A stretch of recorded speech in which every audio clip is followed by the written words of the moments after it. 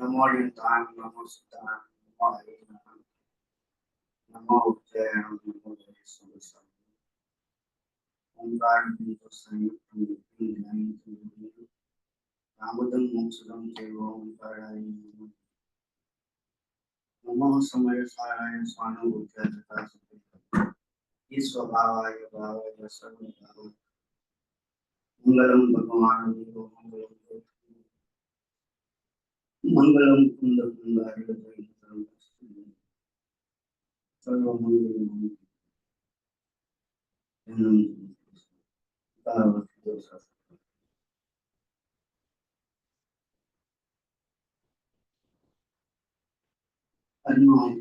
આપણો વિષય છે જે તીર્થંકર ભગવાનનું શાશ્વત નિર્વાણ ક્ષેત્ર સમય શિખર નું મહત્વ શું છે.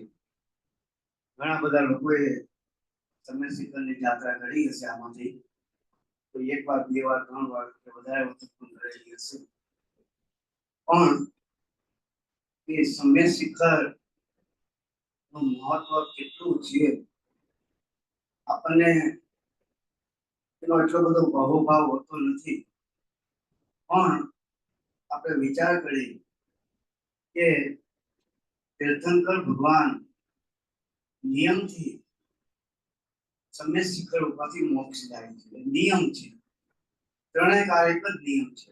અયોધ્યામાં જન્મ થાય, સમય શિખર ઉપર મોક્ષ થાય અને મેળો પર્વત ઉપર ભગવાનનો જન્મ અભિષેક થાય. આ ત્રણેય શાશ્વત તીર્થ કહેવાય છે અને ત્રણેયની નીચે એ શાશ્વતા સ્વસ્તિક રહેલા છે. સમય શિખરની નીચે, અયોધ્યાની નીચે અને મેળો પર્વતની નીચે. એ આ શાશ્વત તીર્થ છે. હવે તીર્થંકર ભગવાનનું નિર્વાણ ક્ષેત્ર એટલે અવસર પેઢીના અવસર પેઢી કાળમાં જે 24 તીર્થંકર ભગવાન થાય છે એ નિયમથી સમય શિખર ઉપરથી જ મોક્ષ જાય છે. વર્તમાન હુંડાવસરી કાળના કારણે 20 તીર્થંકર ભગવાન મોક્ષે ગયા છે, 4 બીજેથી ગયા છે. પણ આવો જે હુંડાવસરી કાળ છે અસંખ્યાત કલ્પકાળ પસાર થાય ત્યારે એકાદ હુંડાવસરી કાળ આવે છે. અત્યારે જે આપણે હુંડાવસરી કાળ છે એ અસંખ્યાત કલ્પકાળમાં એકાદ વખત જ આવો કાળ આવે છે જે અત્યારે આપણે ચાલે છે. એના કારણે અત્યારે સમય શિખર ઉપરથી માત્ર 24 ના બદલે 20 ભગવાન મોક્ષે ગયા અને અયોધ્યામાં 24 ભગવાનની જગ્યાએ 5 ભગવાનનો જન્મ થયો છે. બાકીના 19 ભગવાનનો જન્મ અન્ય જગ્યાએ થયો છે. હવે આ તીર્થંકર ભગવાનનું નિર્વાણ ક્ષેત્ર છે તો આપણે સૌથી પહેલા તીર્થંકર ભગવાનનું મહત્વ શું છે, તીર્થંકર ભગવાન કોણ છે, એનો મહાત્મ્ય શું છે, એ આપણને જો મહિમા આવે, એનો આપણને ખ્યાલ આવે તો સમય શિખરનો મહિમા આવે. તીર્થંકર ભગવાન ત્યાંથી મોક્ષ જાય છે અને અત્યાર સુધીમાં અનંતા તીર્થંકર ભગવાન મોક્ષે ગયા છે. સમય શિખરની જે ભૂમિ છે, પર્વત છે, ત્યાંથી અત્યાર સુધીમાં અનાદિથી માંડીને આજ સુધીમાં અનંતી 24 ત્યાંથી મોક્ષે ગયા છે. મુનિરાજ તો એના કરતા અનંત ગણા છે, પણ તીર્થંકર ભગવાન અનંત ત્યાંથી મોક્ષે ગયા છે. હવે એ એનું ક્ષેત્રનું કેટલું બધું મહાત્મય હશે વિચાર કરો કે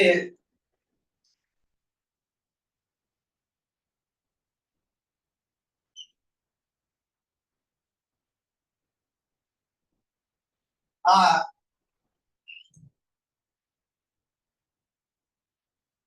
આપણો લોક છે એમાં ઉધ્વલોક, મધ્યલોક અને પાતાળલોક આ 3 લોક છે. આ ઉધ્વલોક છે 7 રાજુનો છે, અધોલોક 7 રાજુનો છે અને મધ્યલોક છે બહુ જ ઓછો 1 લાખ યોજનનો છે. આ 7 નું 14 રાજુનો છે. આખો લોક છે એની ઊંચાઈ એ 14 રાજુ છે. મધ્યલોક તો કાંઈ નથી એના હિસાબમાં, રાજુના હિસાબમાં મધ્યલોક તો કાંઈ ન કહેવાય. એટલે મેઇન તો આ ઉધ્વલોક અને મધ્યલોક એ 2 7 રાજુના છે. આ મધ્યલોક છે બહુ ઓછો કાળ છે. તેમ છતાં એ મધ્યલોકમાં પણ અત્યારે અસંખ્યાત દ્વીપ અને અસંખ્યાત સમુદ્ર આવેલા છે. મધ્યલોકમાં એક પછી એક એવા અસંખ્યાત દ્વીપ અને અસંખ્યાત સમુદ્ર આવેલા છે. એક દ્વીપનું કંઈક માપ આવે છે 70,560 અબજ કિલોમીટરનો વિસ્તાર એક દ્વીપનો હોય છે. તો અસંખ્યાત દ્વીપ અને અસંખ્યાત સમુદ્ર, છેલ્લે સ્વયંભૂ રમણ સમુદ્ર સૌથી મોટામાં મોટો સમુદ્ર છે. તો આ મધ્ય લોકમાં એ અસંખ્યાત દ્વીપ અને સમુદ્ર આવેલા છે. એમાં એ ભરત ક્ષેત્ર, જંબુદ્વીપ, પછી ધાતુકી ખંડ અને પુષ્કર દ્વીપ, આ ત્રણ ક્ષેત્રમાં જ મનુષ્યની વસ્તી હોય છે. ધાતુકી ખંડ, જંબુદ્વીપ એ બેમાં પૂરેપૂરા અને પુષ્કર દ્વીપ અડધો, એટલે અઢી દ્વીપમાં જ મનુષ્યની વસ્તી છે. બાકીના અસંખ્યાત દ્વીપમાં ક્યાંય મનુષ્યની વસ્તી નથી. અઢી દ્વીપમાં છે, જંબુદ્વીપ, ધાતુકી ખંડ અને અડધો પુષ્કર દ્વીપ. તો એ જે મનુષ્યની વસ્તી છે એમાં આ લોક છે એ 343 ઘન રાજુનો છે. અને મધ્ય લોકમાં જે અસંખ્યાત દ્વીપ સમુદ્ર આવેલા છે એમાં આપણો જંબુદ્વીપ છે ને જંબુદ્વીપમાં ભરત, હેમવત, હરિ, વિદે, રમ્યક, હિરણ્યવત અને ઈરાવત એ 7 ક્ષેત્ર છે. એમાં હેમવત, હિરણ્યવત, હરિ, રમ્યક અને વિદે ક્ષેત્ર અડધો ભાગ એ બધા ભોગ ભૂમિ છે. અને ભરત ક્ષેત્ર, ઈરાવત ક્ષેત્ર અને વિદે ક્ષેત્ર અડધો ભાગ એ કર્મ ભૂમિ છે. આ કર્મ ભૂમિમાં તીર્થંકર થાય છે, ભોગ ભૂમિમાં તીર્થંકર ભગવાન થતા નથી. એટલે એ ટોટલ 170 કર્મ ભૂમિ થાય. વિદે ક્ષેત્રની 160, 5 ભરતની અને ઈરાવતની 5, એવી રીતે ટોટલ 170 એ કર્મ ભૂમિ થાય છે. એ કર્મ ભૂમિમાં 170 કર્મ ભૂમિમાં મેક્સિમમ 170 તીર્થંકર ભગવાન થાય છે. વધુમાં વધુ 170 તીર્થંકર ભગવાન હોય અને ઓછામાં ઓછા 20 તીર્થંકર ભગવાનનો સદભાવ કાયમને માટે હોય જ. અત્યારે વિદ્ય ક્ષેત્રમાં 20 તીર્થંકર ભગવાન હાલ બિરાજે છે. એમાં એ 20 તીર્થંકર ભગવાન તો ઓછામાં ઓછા હોય જ છે. હવે જે આ ચક્ર છે, તો કે એક કાળ ચક્રમાં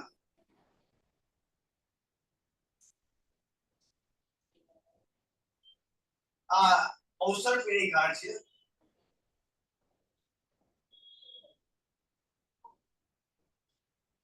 અત્યારે આપણે ચાલે છે અવસર પેઢી કાળ છે. એમાં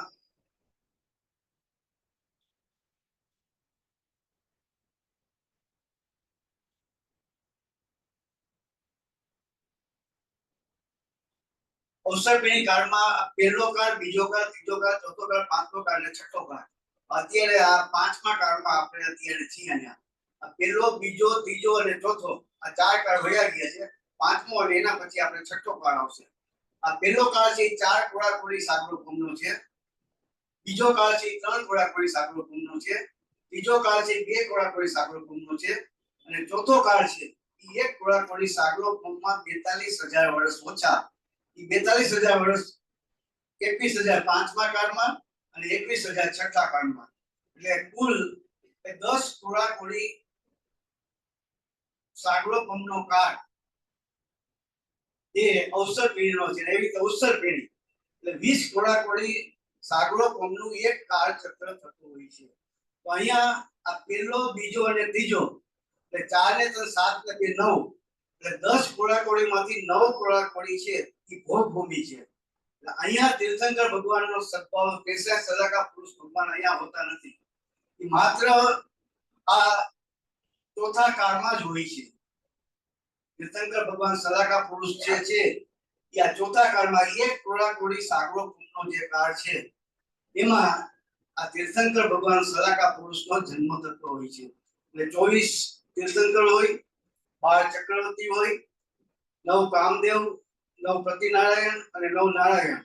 એ રીતે કુલ 63 સદાકા પુરુષ થતા હોય છે. તો આ ચોથા કાળમાં એ થતા હોય છે. એટલે આપણે આ ઋષભદેવવાદી મહાવીર સ્વામી ભગવાન જે 24 ભગવાન થયા, ચક્રવર્તી થયા, કામદેવ, પરદેવ થયા, નારાયણ, પ્રતિનારાયણ, એ બધા આમાં થયા. અને એ સિવાય આ હુંડાસોની કાળના કારણે કે નારદ, રુદ્ર, અત્યારે રુદ્ર, નારદ 9 અને 24 કામદેવ એ અત્યારે આ હુંડાસોની કાળના કારણે વધારે થયા. આ બધા જ જીવો મોક્ષગામી જીવ છે. 63 આ, 11 રુદ્ર, 24 કામદેવ અને 9 નારાયણ. આ બધા જીવો નિયમથી મોક્ષગામી હોય છે. એમાં તીર્થંકર ભગવાન છે એ નિયમથી એકાવતારી હોય છે, એ જ ભવે મોક્ષે જનારા છે. બાકીના બધા જે છે, ચક્રવર્તી છે, બળદેવ છે, એ નારાયણ, પ્રતિનારાયણ, કામદેવ, રુદ્ર અને નારાયણ, આ બધા જીવો એકાવતારીનો નિયમ નથી. પણ 24 તીર્થંકર ભગવાન છે નિયમથી એકાવતારી હોય છે, એ જ ભવે બધા મોક્ષે જનારા હોય છે. તો આ 24 તીર્થંકર ભગવાન થયા. આ એક ઘોડાકોડી સાગરો કુંભમાં થયા. 10 ઘોડાકોડી સાગરો કુંભનો કાળ અવસર પેઢીનો કાળ છે. એમાં 9 ઘોડાકોડી આ ભોગ ભૂમિ છે, 4 ને 3 7 ને 2 9. આ 3 છે એ ભોગ ભૂમિ છે અને આ 3 છે એ કર્મ ભૂમિ છે. હવે એ કર્મ ભૂમિમાં ચોથો કાળ છે, અહીંયા આ તીર્થંકર ભગવાનનો સદભાવ થાય છે. અત્યારે આ પાંચમો કાળ છે, અહીંયા તીર્થંકર ભગવાનનો સદભાવ એ 63 સલાકા પુરુષ નથી હોતા, એ ચોથા કાળમાં થાય છે. આ પાંચમા કાળમાં તો ધર્મનો લોપ જ છે. તો આ રીતે એ 10 ઘોડાકોડીમાંથી 9 ઘોડાકોડીનો કાળ ભોગ ભૂમિનો છે. અને આ કાળમાં ક્યાંય તીર્થંકર ભગવાન કે સલાકા પુરુષનો જન્મ થતો નથી, માત્ર આ ચોથા કાળમાં જ થતો હોય છે. તો આ તીર્થંકર ભગવાનનો આ રીતે એનો 24 તીર્થંકર ભગવાન આ રીતે થતા હોય છે. હવે જે 24 તીર્થંકર ભગવાન થાય એમાં એ એક ઘોડાકોડીનું માપ 10 ઘોડાકોડીનો અવસર પેઢી કાળ છે. તો એક ઘોડાકોડી સાગરો પંપના માર્ગ જેનું માપ છે એ 10 લાખ કરોડ સાગરો પંપ. એક ઘોડાકોડી બરાબર 10 લાખ કરોડ સાગરો પંપ, એટલે એકના ઉપર 15 મીંડા એટલા સાગરો પંપ એક ઘોડાકોડી સાગરો પંપના થાય. તો એમાં આ તીર્થંકર ભગવાન થયા એનો કાળ કેટલો? ચોથો કાળ. તો કે 10 લાખ કરોડ સાગરો પંપ, એટલે એકના ઉપર 15 મીંડા એટલા લાખ કરોડ સાગરો પંપ નો કાળ ચોથો કાળનો હતો. એમાં 24 તીર્થંકર ભગવાન થાય છે નિયમથી. હવે આજે તીર્થંકર ભગવાન થયા એમાં 63 સલાકા પુરુષ જે થાય છે, એમાં અત્યારે વર્તમાનમાં હુંડાસુની કાળના કારણે 63 સલાકા પુરુષ પૂરા નથી થયા. કારણ કે 16માં 17માં અને 18માં એ 3 તીર્થંકર, કામદેવ અને ચક્રવર્તી ત્રણેય પદવી હતી. બાકીની 2 પદવી એમાંથી ઓછી થઈ જાય છે. એટલે એ 63 સલાકા પુરુષ થવા જોઈએ, એના બદલે ઓછા થાય છે. હવે આ તીર્થંકર ભગવાન છે એ મોક્ષે જનારા તો ઘણા બધા જીવો હોય છે, પણ બધા જીવો તીર્થંકર થઈને મોક્ષે નથી જતા હોતા.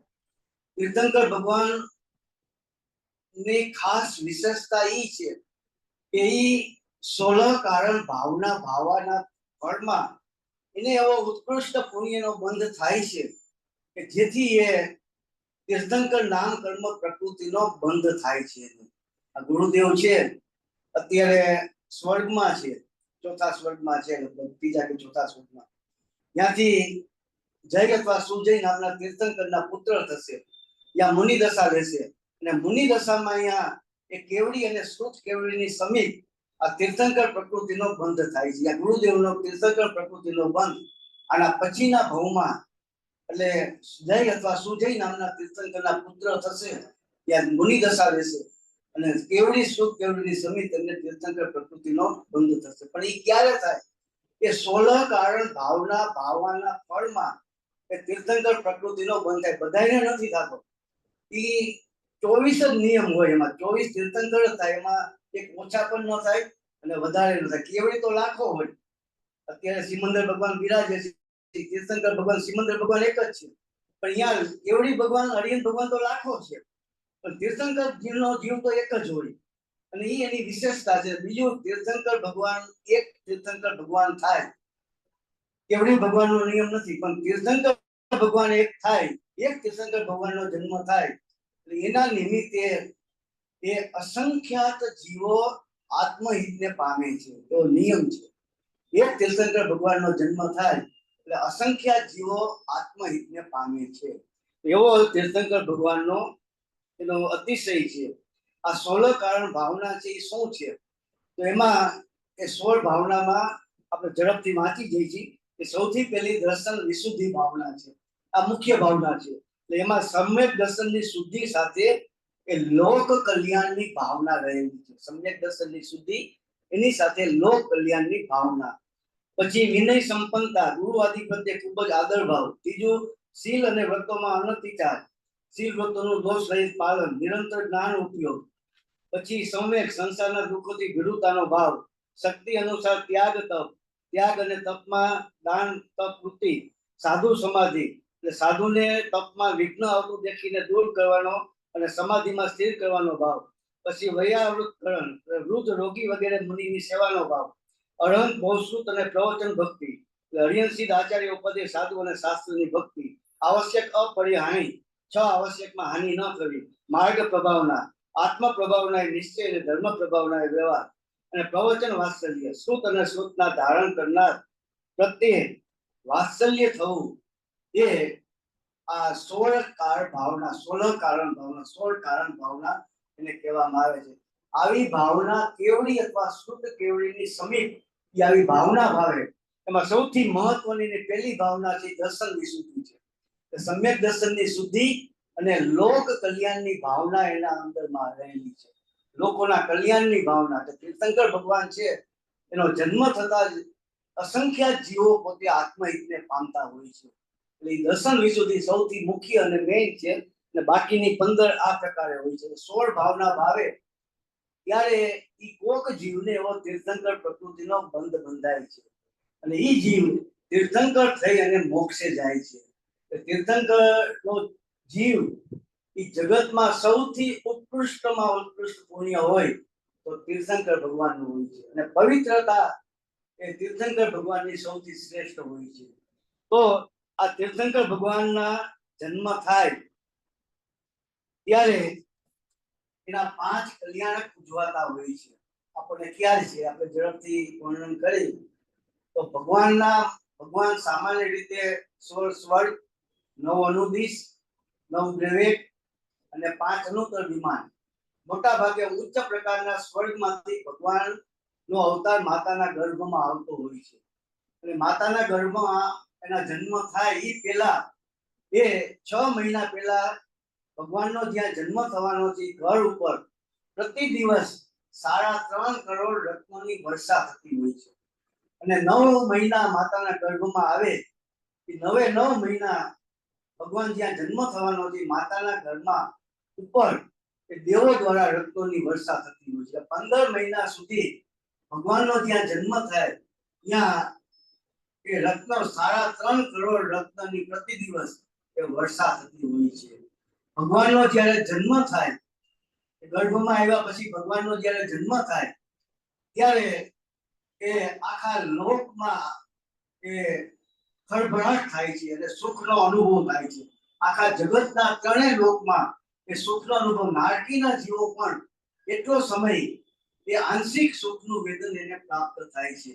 એક તીર્થંકર ભગવાનનો જન્મ થાય એટલે 3 લોકના જીવો એ એટલો સમય એ સુખનો અનુભવ કરે છે.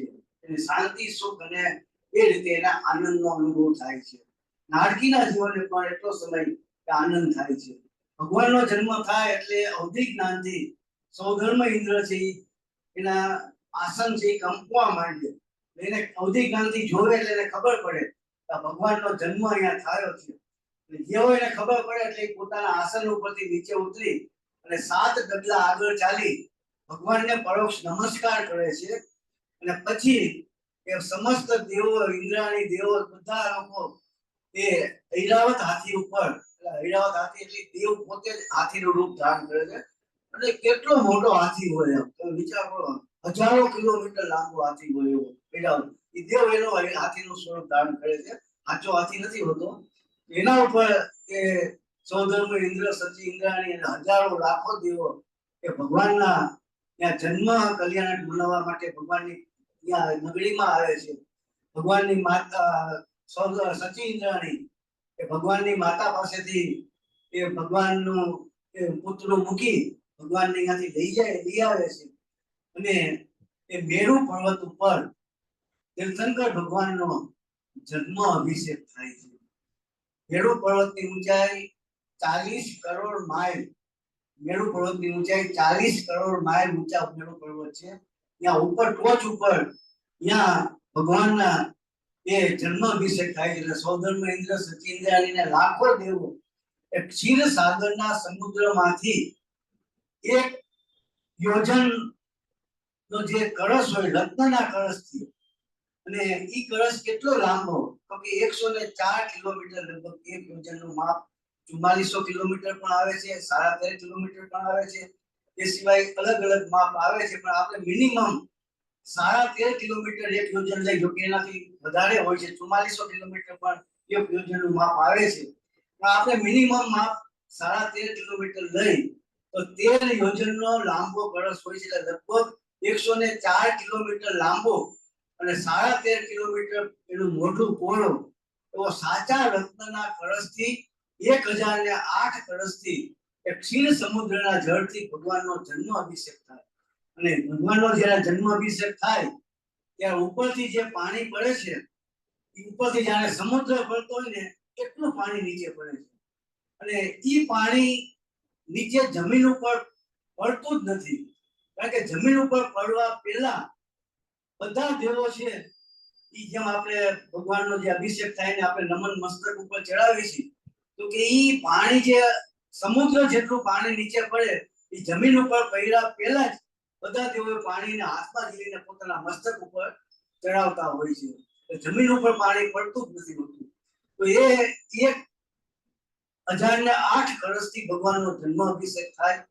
અને એ ભગવાનને પછી અહીંયાથી લાવે છે. ને સૌધર્મ ઇન્દ્ર એકાવતારી, સૌધર્મ ઇન્દ્ર એકાવતારી હોય છે. એને પોતાને ખબર છે કે એક ભવ પછી હું મોક્ષે જવાનો છું. એ ભગવાનનો જે જન્મ થાય, હજી તો તીર્થંકર થયા નથી, એનો તો ખાલી 12 તીર્થંકર તરીકે જન્મ થયો છે. પણ એને એટલો બધો આહલાદ આવે છે ભગવાન પ્રત્યે, એટલો બધો એને અનુમોદના થાય, એટલો આનંદ આવે છે, એટલી પ્રીતિ થાય છે. એ ભગવાનને 1000 આંખોથી પોતે જોવે છે, નેત્રથી. એટલું ભગવાનનું અદ્ભુત રૂપ, ભગવાનનું વ્યક્તિત્વ આમ જોઈને સૌધર્મ ઇન્દ્ર પોતે આમ એટલો ખુશ થાય એમ, ઓહો આવા તીર્થંકર, 12 તીર્થંકર જીવનો આવો જીવ, એમ આવા ભગવાન, એમ એટલો ઉલ્લાસ આવે છે.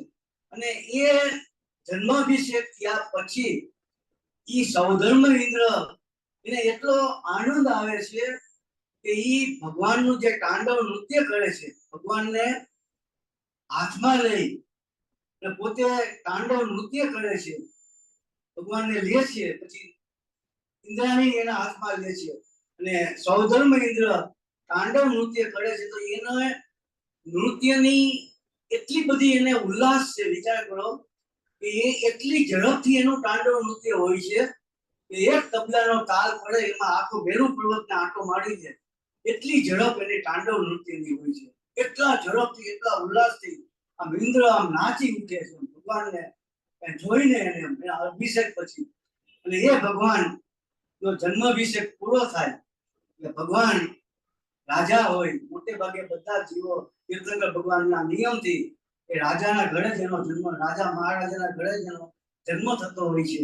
ત્યાં જન્મ થયા પછી એ રાજ ભોગવે, કોઈ જીવો બાળ બ્રહ્મચારી હોય, કોઈ લગ્ન કરે, અને પછી એને એવું વૈરાગ્યનું કારણ મળી જાય એટલે એ જીવ છે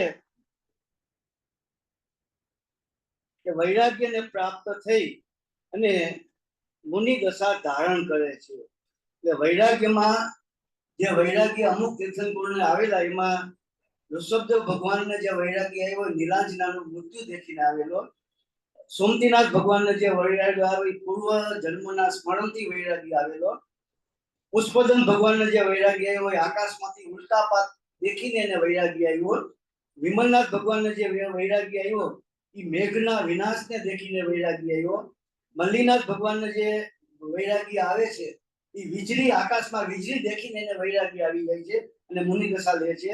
નેમિનાથ ભગવાનને પશુઓને વાડામાં બાંધેલા જોઈને વૈરાગ્ય આવે છે, અને પાર્શ્વનાથ ભગવાનને સ્વયં જાતિ સ્મરણથી વૈરાગ્ય પ્રાપ્ત થાય છે. અલગ અલગ ભગવાનના અલગ અલગ કારણો હોય છે, પણ એ રાજા મહારાજા હોય અને એવું નાનું એવું કારણ મળે, આકાશમાંથી વીજળી પડે અને વૈરાગ્ય આવી જાય.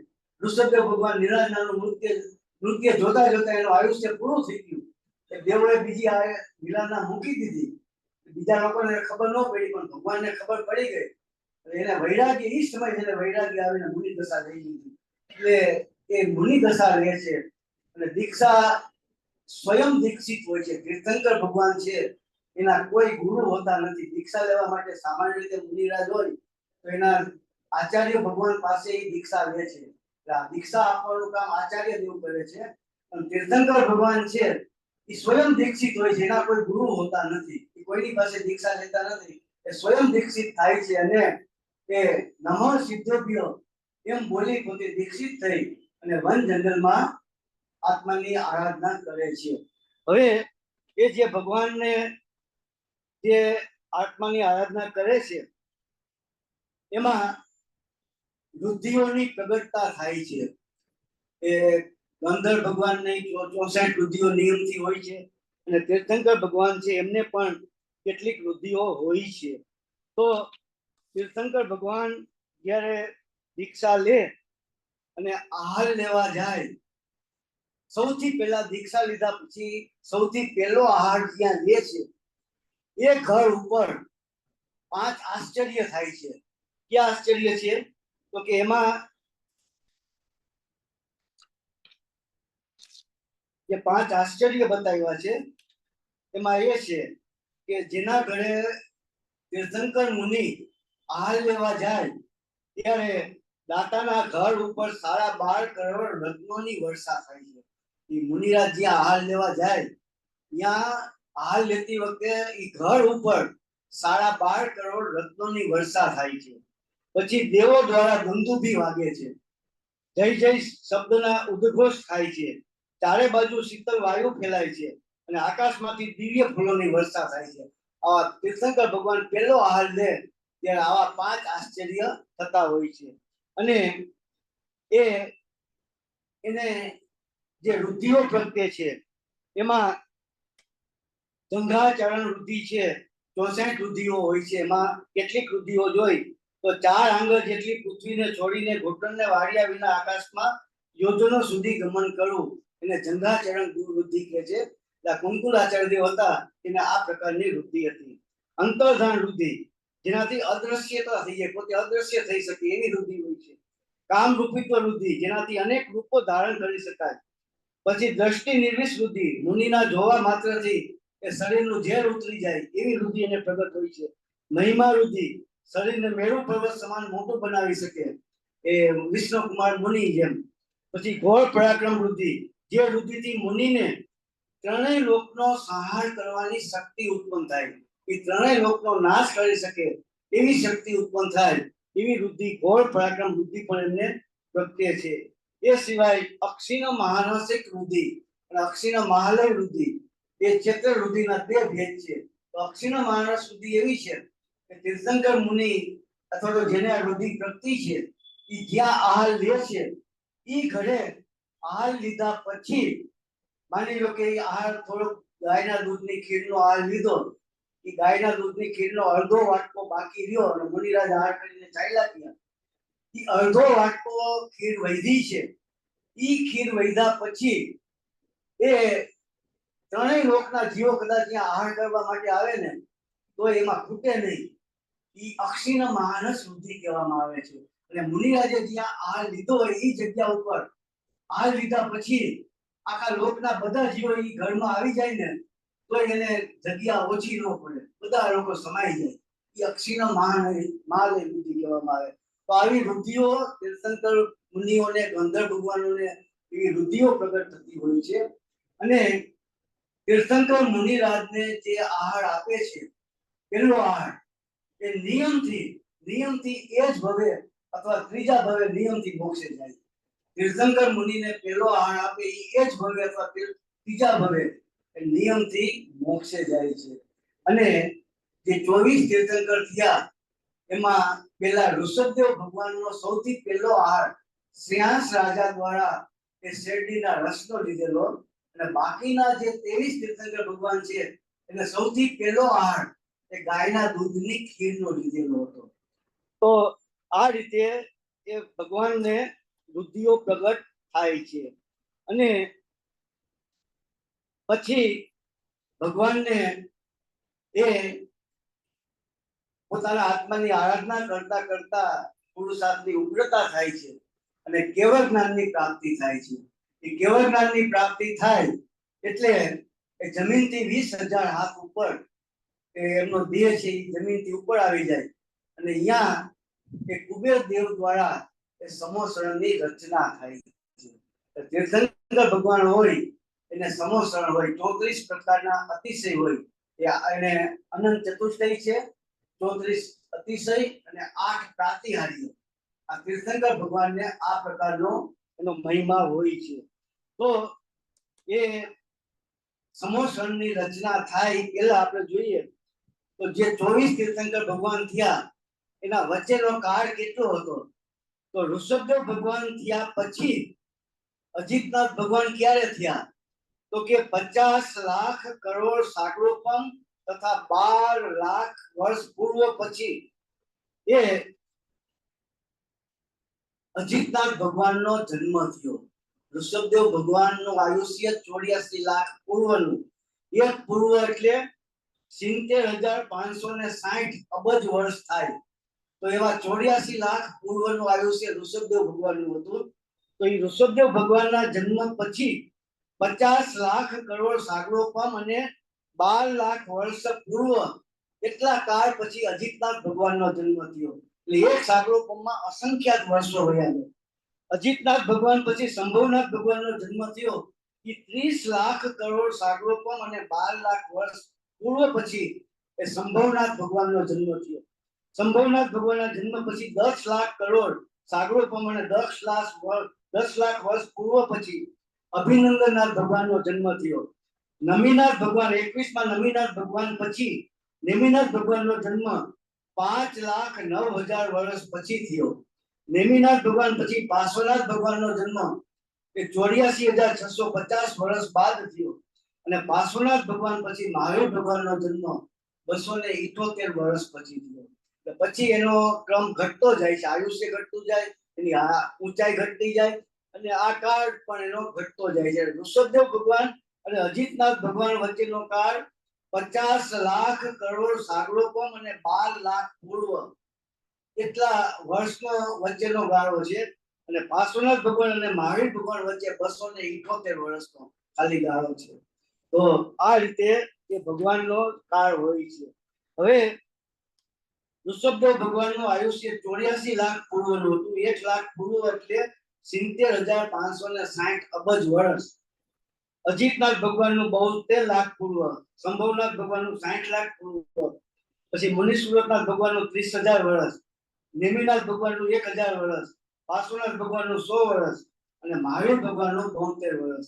આ રીતે એમના આયુષ્યના બધાના નથી લેતા આપણે, આ રીતે એમનો આયુષ્ય હોય છે. હવે ભગવાનને કેવળ જ્ઞાન થાય એટલે 20,000 હાથ એનો દેહ જમીનથી ઉપર વળ્યો જાય, અરિહંત દશા પ્રગટ થાય, અનંત ચતુર્થય દશા પ્રગટ થાય અને કુબેરદેવ એ ઇન્દ્રની આજ્ઞાથી કુબેરદેવ ત્યાં સમોસરણની રચના કરે છે. હવે એ ભગવાનનું જે સમોસરણ છે તો કે એ સમોસરણ કેવું હોય છે? તો કે એનું વર્ણન એટલું અદ્ભુત છે કે જે ભગવાનનું સમોસરણ છે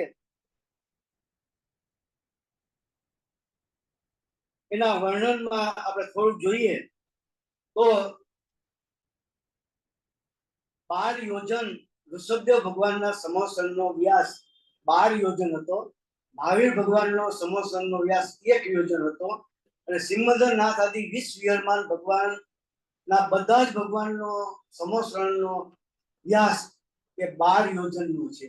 ઋષભદેવ ભગવાન જેટલો જ આ સમોસરણનો વિસ્તાર આ સિમંદર આદિ 20 વિહરમાન ભગવાન બધા ભગવાનનો એક સરખો છે. હવે સમોસરણ ભગવાનનું જે એ સમોસરણની રચના થાય છે એ સમોસરણમાં એ 12 સભા હોય છે. એમાં ગંધર્વની સભા, મુનિરાજ, કલ્પવાસી દેવીઓ, અર્જિકા અને શ્રાવિકા, જ્યોતિષી દેવીઓ, વેંતર દેવીઓ, ભવનવાસી દેવીઓ, ભવનવાસી દેવ, વેંતર દેવ, જ્યોતિષી દેવ, કલ્પવાસી દેવ, મનુષ્ય, રાજા, મહારાજા, વિદ્યાધર, ચક્રવર્તીઓ અને તિર્યંચો આ પ્રકારે 12 સભાઓ સમોસણમાં એ છેલ્લી ભૂમિ 8 ભૂમિ હોય છે, એમાં છેલ્લી ભૂમિ શ્રી મંડપ ભૂમિમાં 12 સભા હોય છે. ત્યાં ભગવાનની દિવ્ય ધ્વનિ છૂટે છે અને 12 સભામાં બેઠેલા બધા જીવો એ ભગવાનની વાણી સાંભળે છે.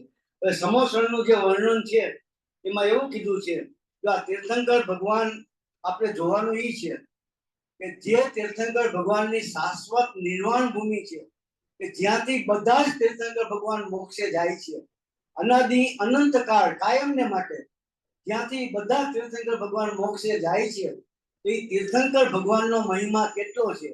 તો એનો મહિમા આપણને ખબર આવે તો આપણને સમય શિખરનો મહિમા આવે કે ભાઈ આ તીર્થંકર ભગવાન અહીંથી મોક્ષે ગયા તો એ ભૂમિનો કેટલો મહિમા છે, એ તીર્થંકર કોણ છે એની આપણને ખબર પડે તો એનો મહિમા આવે ને. તો સમોસણની રચનામાં સમોસણની ભૂમિ ઇન્દ્રનીલ મણિ સમાન કાંતિવાળી હોય છે. 4 દિશામાં 4 દરવાજા હોય છે જે કલામય અને મણિજનિત હોય છે.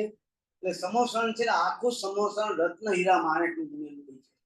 એક સમોસણની એક ચોખા જેટલી કટકીની કિંમત એ 3 લોકની સંપત્તિ કરતા વધારે હોય છે. એવું સમોસણ ભગવાનનું હોય છે. આખું રત્ન હીરા માણેકથી આખું બનેલું હોય છે. અને જે જીવ સમોસણમાં જાય છે એ મોટા ભાગે એ સમોસણની રચના જોવામાં જીવ રોકાઈ જાય છે. એ ભગવાન સુધી તો કોઈક ભાગ્યે જ કોઈ એવો ભવ્ય જીવ હોય, યોગ્યતા વાળો જીવ હોય, એ જ 8મી ભૂમિમાં જાય છે. બાકી 7 ભૂમિ સુધી તો બધા જીવો જાય છે. પણ એ સમોસણ એટલું અદ્ભુત હોય છે, નાટ્યશાળા વાપી ને કલ્પવૃક્ષ ને નાટ્યશાળા, તમે આમ એનો જેને કલ્પના ન કરી શકાય એટલું અદ્ભુત સમોસણની રચના હોય છે. અને એમાં સમગ્ર વાતાવરણ દિવ્ય હોય છે. નાટ્યશાળામાં જ્યોતિષી દેવાની દેવાંગનાઓ નૃત્ય કરતી હોય છે. સમોસણમાં કલ્પવૃક્ષોના વન હોય છે. સમોસણમાં ઉગ્ર રત્નોના પ્રકાશથી ત્યાં અંધકાર હોતો નથી. મહામંડળના દિવ્ય પ્રકાશથી રાત્રિ દિવસનો ભેદ પડતો નથી. આ ભગવાનનો જે પાછળ જે મહામંડળ હોય છે એનો પ્રકાશ જ એટલો હોય છે કે રાત્રિ દિવસના ભેદ જ નથી, અંધારું જ નથી હોતું. ભગવાનના સમોસણમાં ક્યારે અંધારું હોય જ નહીં.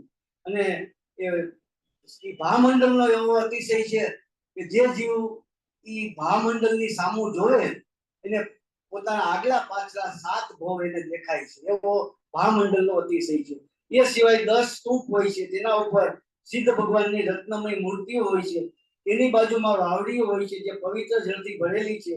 એ પાણી રોગને હરનારું હોય છે. ત્યાં જે વાવડીઓ બધી હોય છે ભૂમિમાં પાણીની, એટલે એ તળાવોની નદી જેવી, તો એ પાણી એવું હોય છે કે પાણીને લઈ શરીર ઉપર નાખે એ શરીરનો રોગ મટી જાય, એવું પાણીની અતિશયતા છે. અને એ વાવડી છે એમાં જે પાણી છે એ પાણીમાં જોનારને પણ પોતાના 7 ભવ એમાં આગલા પાછલા 7 ભવ દેખાય છે. સુરેન્દ્ર, અસુરેન્દ્ર અને નરેન્દ્ર ભગવાનના દર્શન પૂજન કરે છે તથા ભગવાનની દિવ્ય ધ્વનિ સાંભળે છે. તીર્થંકર ભગવાનનો એવો અતિશય હોય છે કે 4 દિશામાં મુખ દેખાય છે. આપણે જે સમોસણમાં 4 પ્રતિમા છે એ ભગવાન તો એક જ હોય છે, પણ એનો સમોસણનો એવો અતિશય છે ભગવાનનો કે 4 દિશામાંથી ભગવાન દેખાય. એટલે આપણે 4 પ્રતિમા મૂકતા હોય પણ ભગવાન તો એક જ હોય, પછી 4 દિશામાંથી ભગવાન દેખાતા હોય એટલે એ 4 પ્રતિમા આપણે મૂકીએ છીએ. 12 કોઠા દેવો દ્વારા સતત પુષ્પ વૃષ્ટિ થતી હોય છે. સમોસણમાં 33 કરોડ દેવી વાજિંત્રો સ્વયં વાગતા હોય છે. માનવસ્તંભ પાસે આવતા ગમે તેનું માન ગળી જાય એવો માનવસ્તંભનો અતિશય હોય છે. અને પ્રથમ દેવલોકના ઇન્દ્રનો એવો વૈભવ હોય છે કે દેવલોકની મણિમય ભૂમિની એક કટકીની કિંમત 9 કરોડ પૃથ્વીના ધન વડે ચૂકવી શકાતી નથી. આવા ઇન્દ્રો દેવલોકમાંથી આવી ભગવાનની ભક્તિ પૂજા કરે છે. આ પ્રથમ દેવલોકના ઇન્દ્ર એના એવો વૈભવ હોય છે કે દેવલોકની જે મણિમય ભૂમિ છે એની એક કટકીની કિંમત 9 કરોડ પૃથ્વીના સંપત્તિ કરતા પણ વિશેષ મૂલ્યવાન હોય છે. દિવ્ય ધ્વનિ પ્રત્યેક પ્રાણી પોતાની ભાષામાં સમજી શકે છે કે ભગવાનની જે દિવ્ય ધ્વનિ છે એ દિવસમાં 3 વખત ટોટલ સમય એનો 7 કલાક અને 12 મિનિટ સુધી દિવ્ય ધ્વનિ ખરે છે, 3 વખત દિવસમાં. એ સિવાય ચક્રવર્તી, ગંધર્વ જેવા કોઈ મહાપુરુષને શંકા થાય તો એ 3 વખત સિવાયના સમયમાં પણ એ દિવ્ય ધ્વનિ ક સમયે પણ છૂટે છે.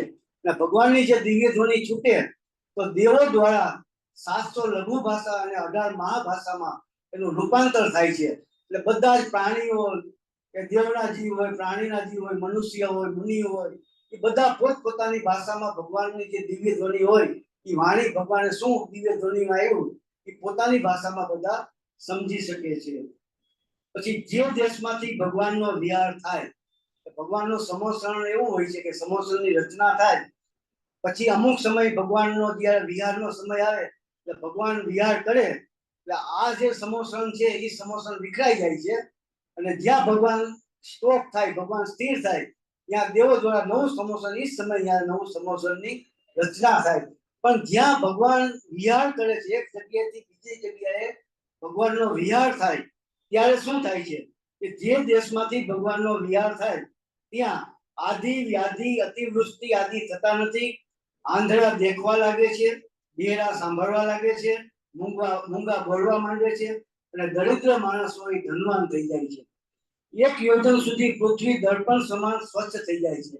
ભગવાનનો જ્યાંથી વિહાર થાય તો કે 1 યોજન સુધીની જમીન દર્પણ સમાન સ્વચ્છ થઈ જાય છે, નિર્મળ થઈ જાય છે. બધી જ ઋતુઓના ફળ ફૂલ જમીન ઉપર આવવા માંડે છે. પૃથ્વીમાં અનેક જગ્યાએ ખજાના અને નિધિઓ નીકળવા માંડે છે. ભગવાનનો જ્યાંથી વિહાર થાય તો કે જમીનનો વચ્ચેનો જે જમીન છે એ જમીનમાંથી નિધિઓ, રત્નો અને ખજાનાઓ જમીનમાંથી નીકળવા માંડે છે. ભગવાન જે માર્ગથી પસાર થાય તે માર્ગના લોકો ખૂબ જ સુખને પામે છે. એક તીર્થંકર ભગવાનના સમોસણના કટકીની કિંમત 3 લોકના સંપત્તિ કરતા પણ વિશેષ મૂલ્યવાન છે. 8મી શ્રીમંડપ ભૂમિનો એવો અતિશય છે કે 3 લોકના જીવો સમોસણમાં આવે તો પણ બધા સમાઈ જાય. છેલ્લી જે શ્રીમંડપ ભૂમિ છે એ ભૂમિમાં એ મુનિઓ, મનુષ્ય, વિદ્યાધરો, દેવો અને પશુઓ આ લોકો હોય છે. તો એમાં કદાચ લાખો કરોડો અબજો લોકો આવી જાય ને આખી ભૂમિમાં તો એને જગ્યામાં બેસવામાં કે ઉભારવામાં કે વાંધો ન આવે. એવો અતિશય છે શ્રીમંડપ ભૂમિનું. અને 20,000 હાથ ઉપર સમોસણમાં જવા માટે પ્રથમ પગથિયે એ પગ મૂકતા પાદ લેખન સિદ્ધિ વળે.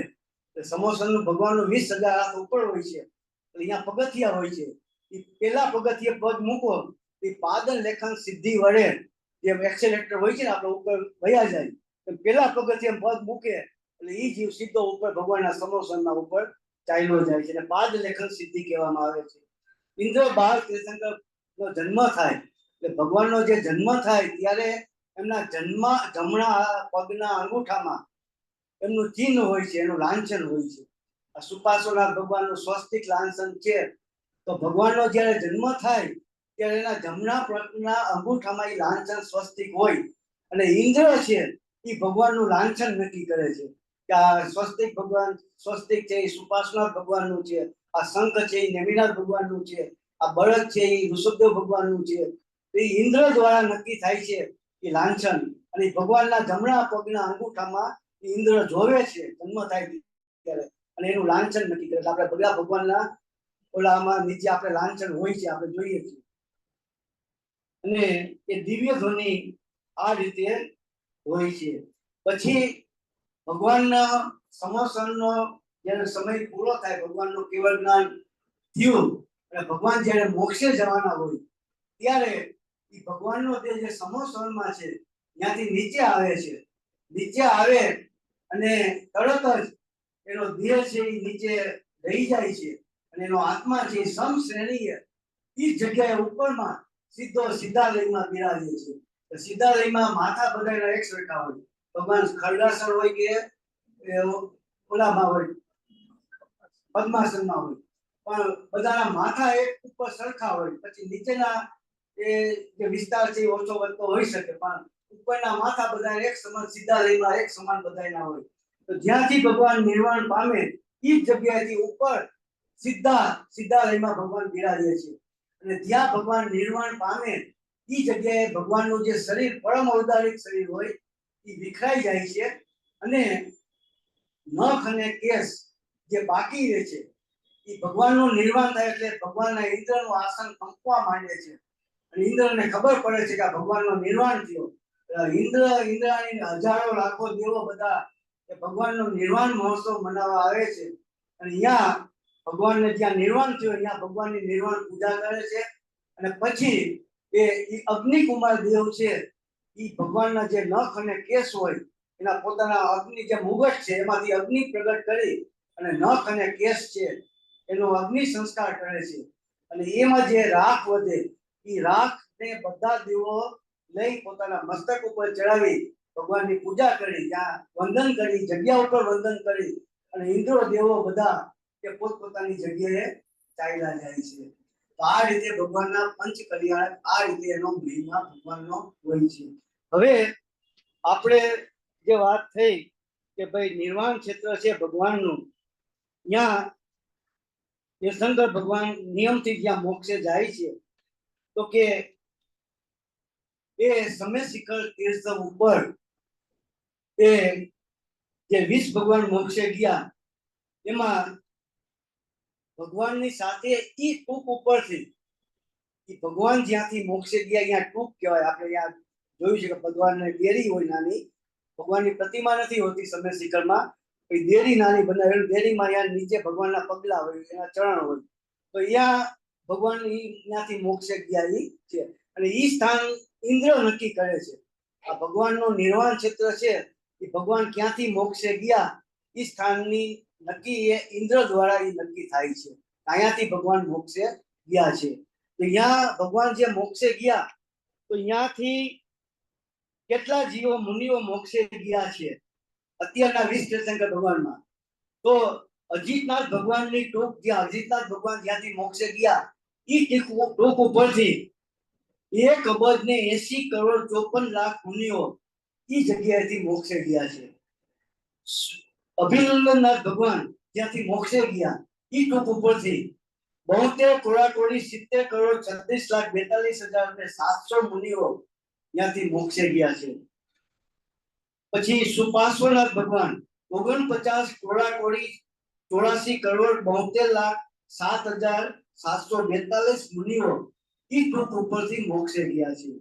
ચંદ્રપ્રભુ ભગવાનની ટૂંક ઉપરથી લલિત ટૂંક ઉપરથી 84 કોડાકોડી 72 કરોડ 80 લાખ 84,555 મુનિઓ મોક્ષે ગયા છે. શીતલનાથ ભગવાનની ટૂંક ઉપરથી 18 કોડાકોડી 42 કરોડ 32 લાખ 42 હજાર અને 905 મુનિઓ મોક્ષે ગયા છે. અને સૌથી કુંથુનાથ ભગવાન છે એની ટૂંક ઉપરથી 96 કોડાકોડી 32 લાખ 96,742 મુનિઓ મોક્ષે ગયા છે કુંથુનાથ ભગવાનની ટૂંક ઉપરથી. એટલે કેટલા થયા કે 9,600 અબજ 32 લાખ 96,000 અને 742 મુનિઓ કુંથુનાથ ભગવાનની ટૂંક ઉપરથી મોક્ષે ગયા. પણ સૌથી વધારે મુનિઓ મોક્ષે ગયા હોય તો એ નમીનાથ ભગવાનની ટૂંક ઉપરથી ગયા છે. નમીનાથ ભગવાન 21મા ભગવાન છે એની ટૂંક ઉપરથી 900 કોડાકોડી 1 અબજ 45 લાખ 7,942 મુનિઓ અહીંયાથી નમીનાથ ભગવાનની ટૂંક ઉપરથી મોક્ષે ગયા. કેટલા એવા 900 કોડાકોડી. બાકીમાં તો શું કે મુનીશ્વરનાથ ભગવાન છે 99 કોડાકોડી છે, હરનાથ ભગવાન 99 કોડાકોડી, પછી શીતલનાથ ભગવાન 18 કોડાકોડી. પણ નમીનાથ ભગવાનની ટૂંક ઉપરથી સૌથી વધુ એ 900 કોડાકોડી 1 અબજ 45 લાખ 7,942 કેટલા મુનિઓ મોક્ષે ગયા છે. અને ટોટલ મુનિઓનો સરવાળો આમાં આપણે આગળ કહેશી ટોટલ કેટલા ગયા છે. પણ આ જે મુનિઓ મોક્ષે ગયા ટૂંક ઉપરથી એ ભગવાનની સાથે નથી ગયા હોતા, બધા ભગવાનની સાથે નથી ગયા હોતા.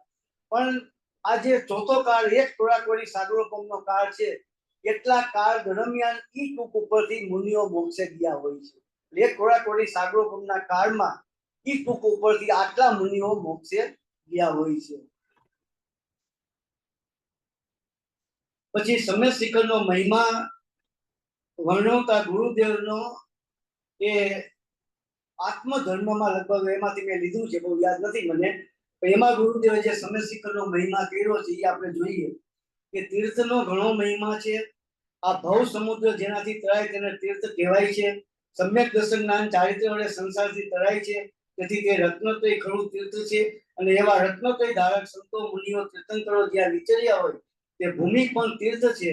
આવા તીર્થની પાત્રા કરતા તે આરાધક જીવોનું સ્મરણ થાય છે, યાત્રા કરતા તે આરાધક જીવોનું સ્મરણ થાય છે, અને આપણને પણ એવી આત્મ સાધના કરવાની પ્રેરણા મળે છે.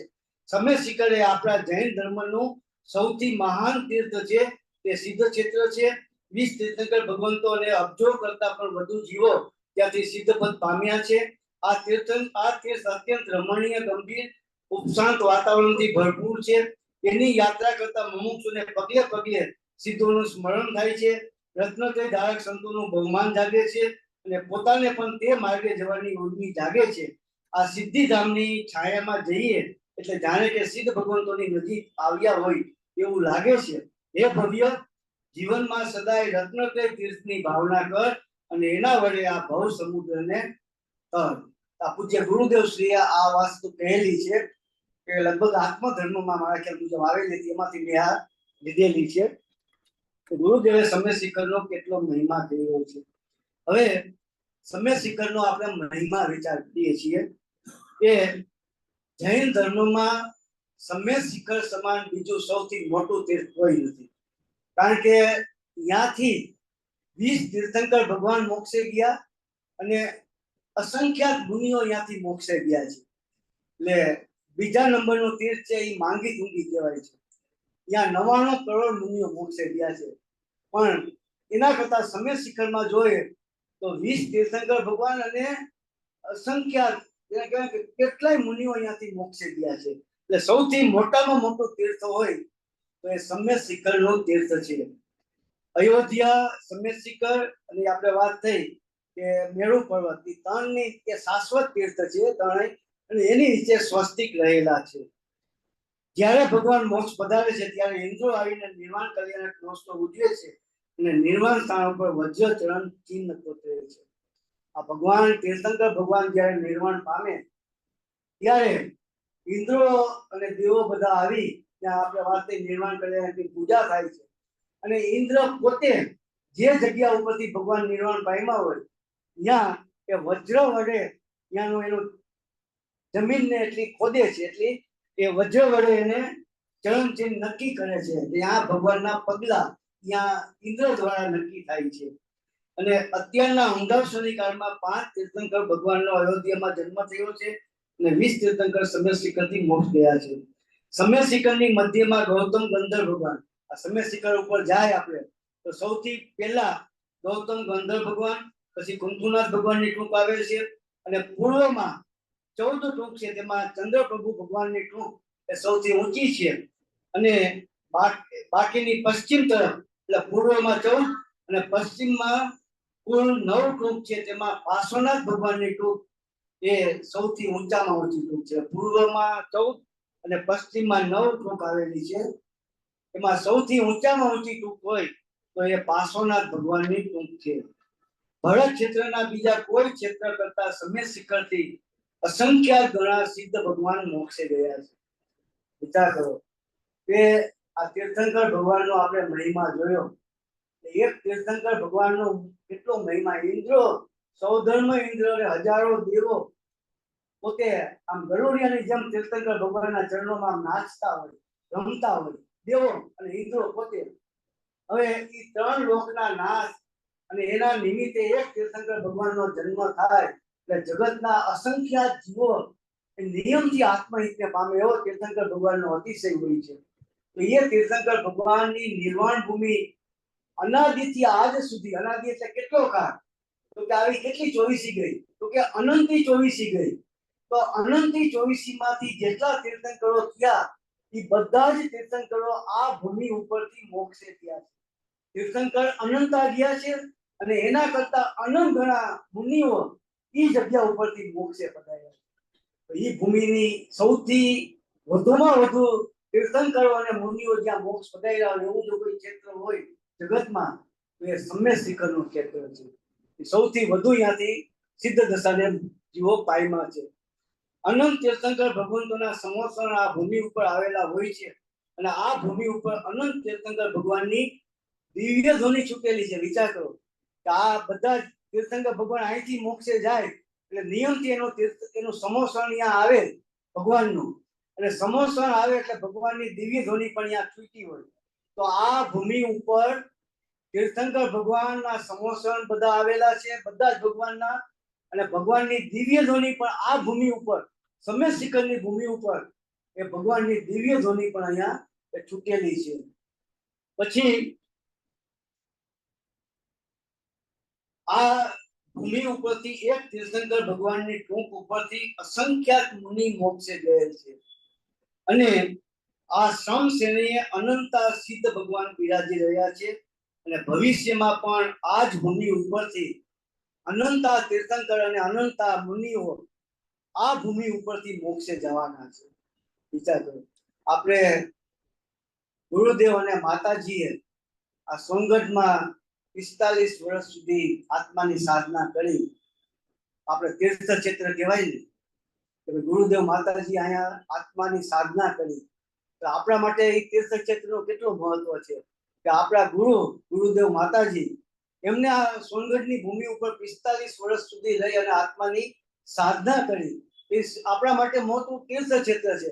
પણ વિચાર કરો કે સમ્ય શિખર ઉપર તો સાક્ષાત તીર્થંકર ભગવાન અનંતા અત્યાર સુધીમાં આજ સુધીમાં 24 થઈ એવી અનંતી 24 થઈ અને બધા જ તીર્થંકર ભગવાન આ સમ્ય શિખરના વિસ્તારમાં એની ભૂમિ ઉપરથી બધા તીર્થંકર ભગવાન સમશ્રેણીએ મોક્ષે ગયા અને સિદ્ધ શિલામાં બિરાજી રહ્યા છે.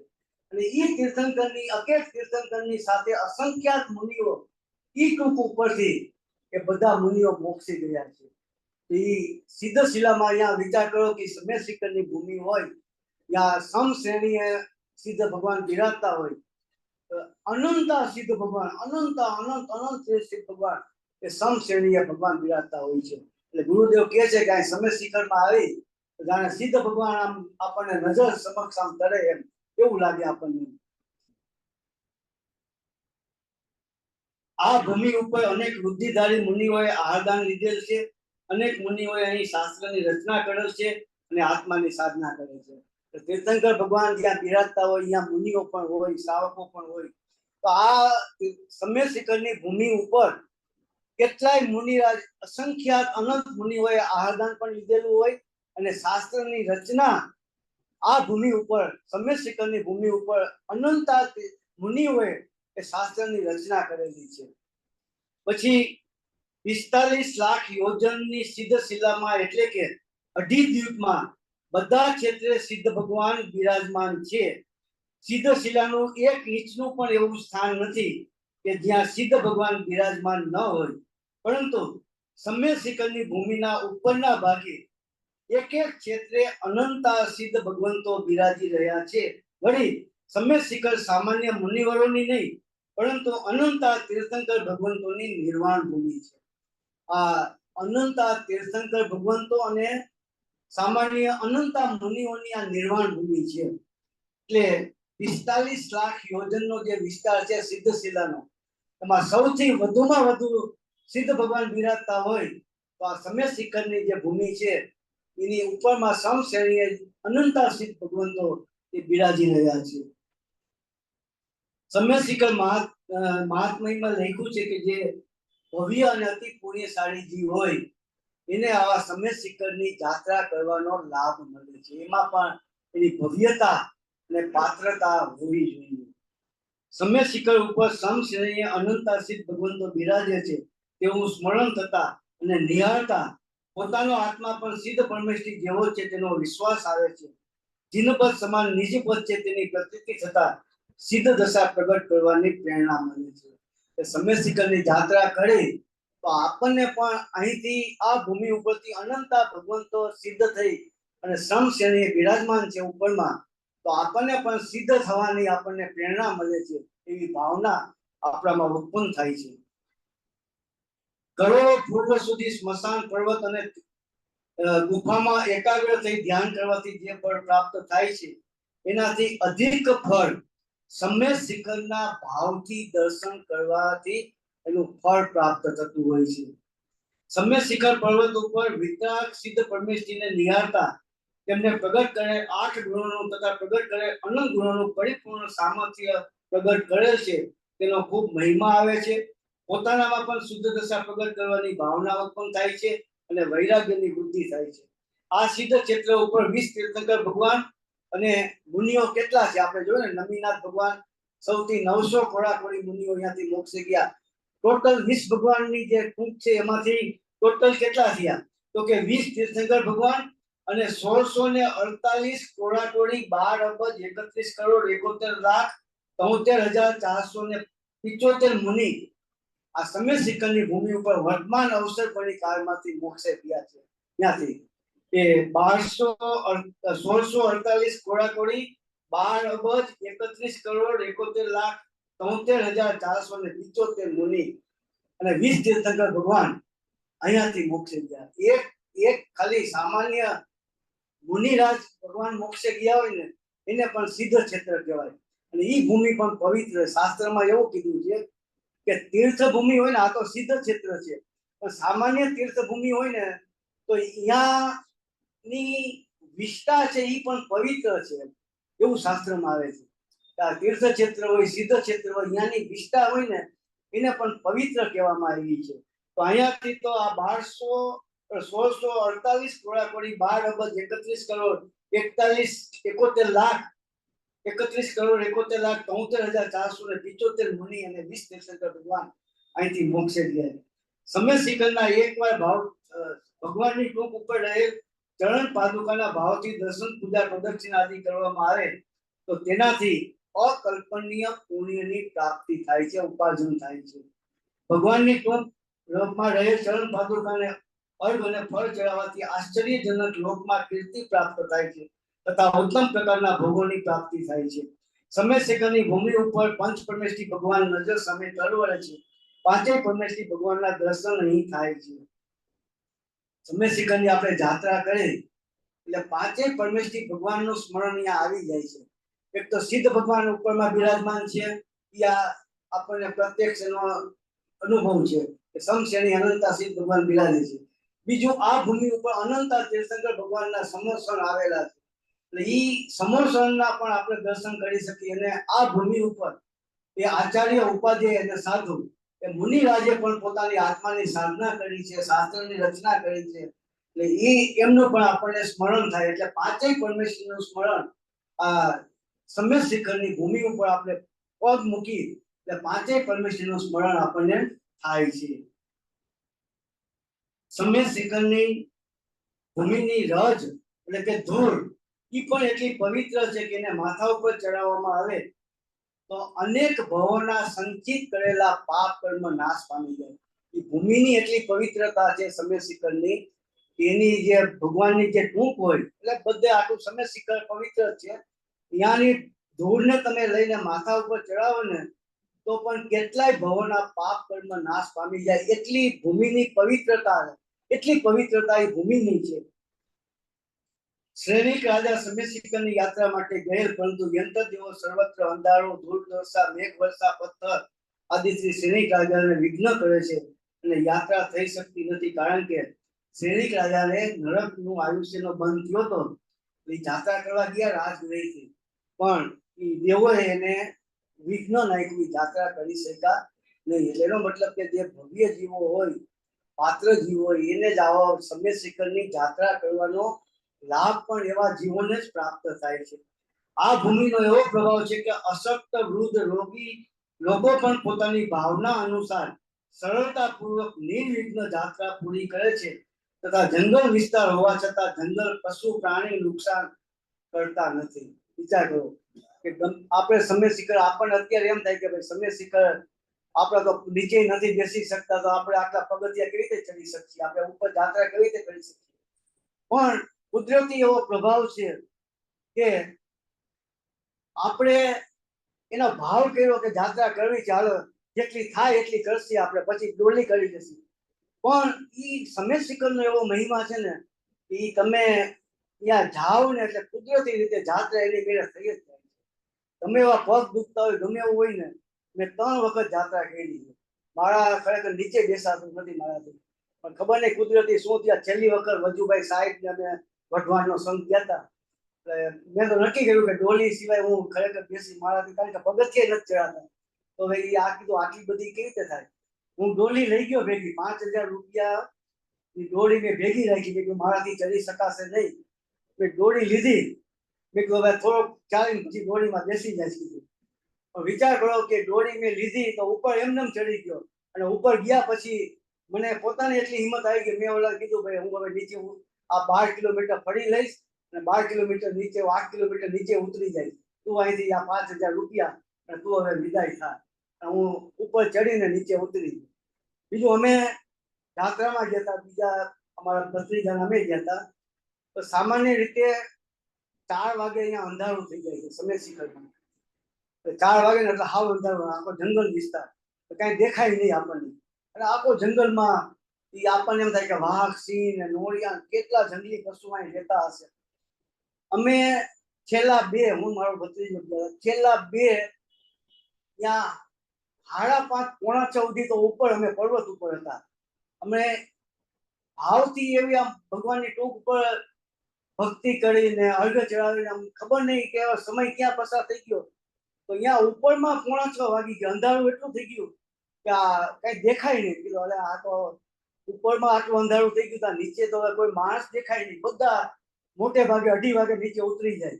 આ તો પોણા 6 સુધી અમે નીચે નીકળ્યા. નીચે કેવી રીતે ઉતર્યા? આપણી પાસે કોઈ બેટરી નથી, મોબાઈલ નથી, કઈ હતું નહીં.